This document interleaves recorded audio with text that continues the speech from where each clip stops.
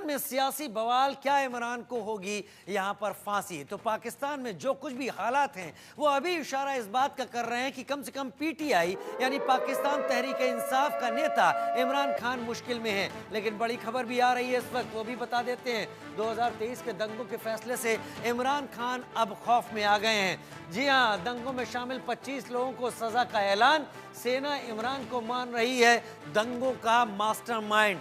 इमरान अहमद खान नियाजी, यही नाम है पूरा इमरान खान का। पाक आर्मी के ठिकानों पर जो हमले थे उसको लेकर इमरान खान के खिलाफ 150 से ज्यादा केस हैं। तोशा खाना में पहले ही वो जेल में चल रहे हैं। उनकी पत्नी बीवी बुशरा भी जेल में ही है और बहुत सारे कार्यकर्ता भी जेल में हैं। 2023 के दंगों के फैसले से अब इमरान खान खौफ में आ गए हैं। उनको लग रहा है कि अब अगला कदम उनकी फांसी का ही सामने है और यही पाकिस्तान तहरीक इंसाफ भी सोच रही है। पाकिस्तान आर्मी के ठिकानों पर हमले का आरोप है पाकिस्तान तहरीक इंसाफ के कार्यकर्ताओं पर और उन्हें उकसाने का आरोप इमरान खान के ऊपर।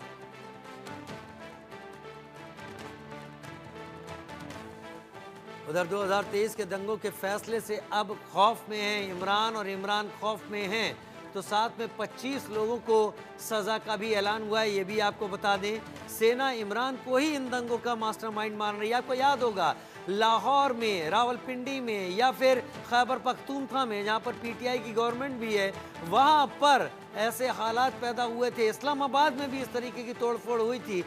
सेना ने इसका जिम्मेदार पीटीआई और इमरान खान को माना है। उधर इमरान खान ने फैसले पर सवाल उठाए हैं। जी हाँ, इमरान खान ने फैसले पर सवाल उठाए। 9 मई 2023 को दंगे नहीं हुए थे बल्कि साजिश थी। हमले में पीटीआई ने नहीं बल्कि सेना ने ये हमले करवाए थे। इमरान खान इसके पीछे की वजह भी बता रहे हैं। नवाज, मुनीर और कोर्ट का ये एक प्रोपोगेंडा था, जहां पर नवाज को बरी करते हुए लंदन से वापस लाया गया। सेना ने प्लॉट रचा। नवाज और शहबाज सेना की गुड बुक में इस वक्त शामिल हैं। हिंसा कराकर सत्ता में लौटने का इनका प्लान था और ये सारी हिंसा कराकर पीटीआई और उसकी लीडरशिप को जेल में डालने की तैयारी, सारी चीजें सोच समझकर प्लान की गई थी, ऐसा इमरान खान का यहां पर कहना है। पीटीआई कार्यकर्ताओं पर झूठे इल्ज़ाम लगाए गए। करीबन पीटीआई जो पाकिस्तान तहरीक इंसाफ पार्टी है उसकी कमर तोड़ने की कोशिश। 9 मई 2023 की हिंसा को जानबूझकर भड़काया गया।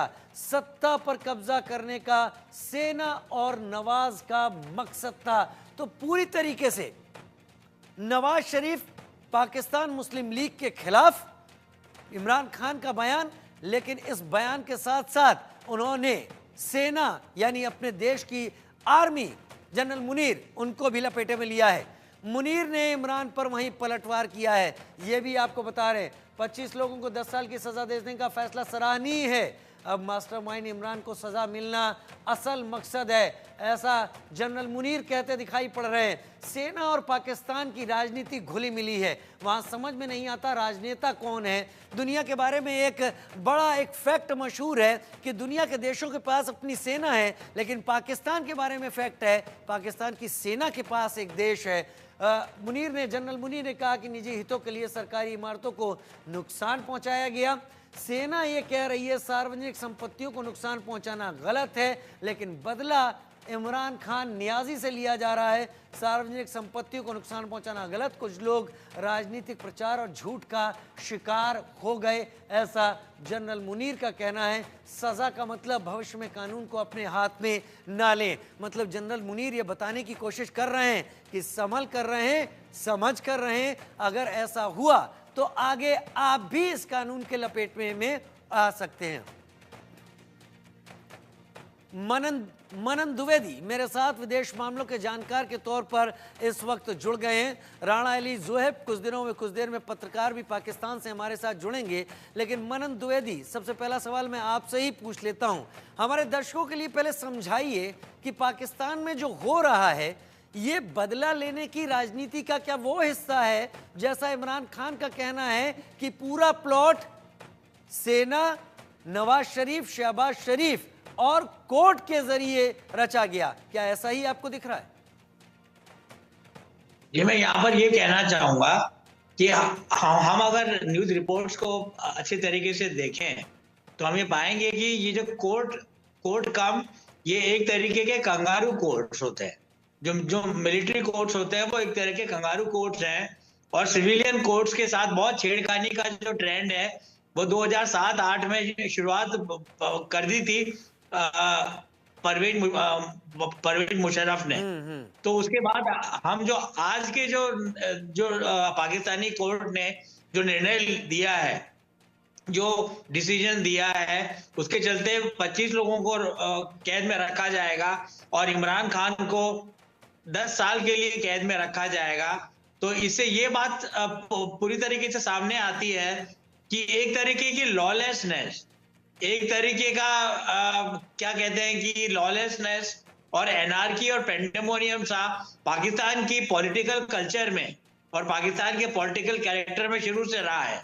और जिस तरीके से ऐसा कई लोगों को लगता है कि इमरान खान के साथ गलत व्यवहार किया गया, पर उनको भी ऐसा हक नहीं था कि वो अपनी पार्टी के लोगों को मिलिट्री इंस्टॉलेशंस पे और सिविलियन इंफ्रास्ट्रक्चर पे उकसा के आगे की ओर बढ़ाएं, और जिससे पाकिस्तान के लोगों को और वहां के इंफ्रास्ट्रक्चर को काफी जान माल की हानि हुई।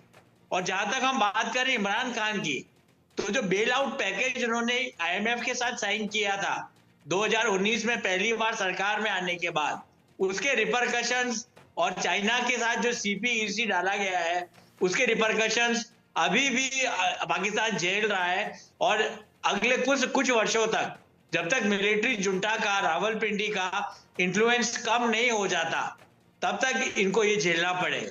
तो मेरी ऐसी सोच है। तब तक इनको झेलना पड़ेगा। क्या क्या हालात बदलेंगे या पाकिस्तान में आर्मी एक बार फिर से ताकतवर होकर मेन स्ट्रीम पॉलिटिक्स में अब उतरने का इशारा दे रही है? मैं यहाँ पे ये कहना चाहूंगा कि वहां की जो मेन स्ट्रीम पॉलिटिक्स है वो भी काफी विषैली है, वो भी काफी जहरीली है। और अगर हम एक एग्जांपल को लें तो हम ये पाएंगे कि नवाज शरीफ जब कैंपेनिंग करते थे प्रधानमंत्री बनने के लिए पाकिस्तान के, तब उनके जो कैंपेनर्स थे वो चौराहों पर जो टाइगर होता है, जो चीता होता है, उसको बांध देते थे चौराहों पे केज के अंदर।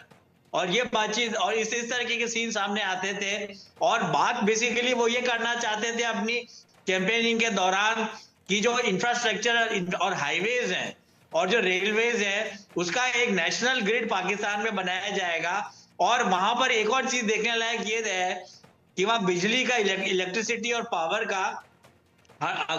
का मुद्दा पाकिस्तान में बना रहता है। तो इन सब जमीनी मुद्दों को, इन सब लोकल गवर्नेंस के मुद्दों को आगे तो लाए नवाज शरीफ, पर जिस तरीके का पॉलिटिकल कल्चर की शुरुआत की गई, एक क्रूड, ब्लेटेंट, और मुझे ये शब्द कहना नहीं चाहिए, पर जिस तरीके की अनसिविलाइज्ड राजनीतिक चरित्र की बौछार वहां पर हुई, उससे मेनस्ट्रीम पॉलिटिक्स मुझे नहीं लगता किसी भी प्रकार की पाकिस्तान में एट प्रेजेंट एग्जिस्ट करती है। जो उनकी मिलिट्री चाहती है वही होता है, और एक तरीके का डीप स्टेट है वहां की मिलिट्री। तो जैसा आपने बोला कि और देशों में सरकारों के पास सेना होती है, वैसे ही यहाँ पे सेना के पास एक मुखौटे वाली सरकार होती है, जिसके चलते विदेश नीति और आर्थिक मामले और डोमेस्टिक मामलों को वहां की आर्मी, वहां की सेना ही चलाती है। और सबसे अंत में मैं ये बोलना चाहूंगा कि पाकिस्तान को काफी वर्षों से एक फेल्ड स्टेट की उपाधि दी है अंतर्राष्ट्रीय विज्ञान के, इंटरनेशनल अफेयर्स के विद्वानों ने, क्योंकि वहां पे कुछ भी चीज सही तरीके से नहीं हो रही।